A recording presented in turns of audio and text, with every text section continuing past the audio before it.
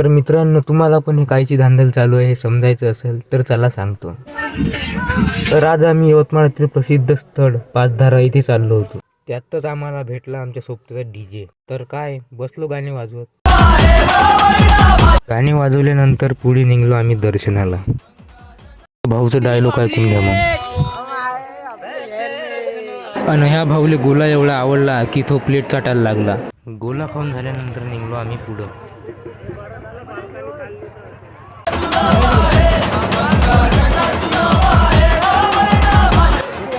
तर हे बघू शकता पहाडावरचा व्ह्यू. थोडं दूर चालल्यावर बसलो एका ठिकाणी रेस्ट करायला.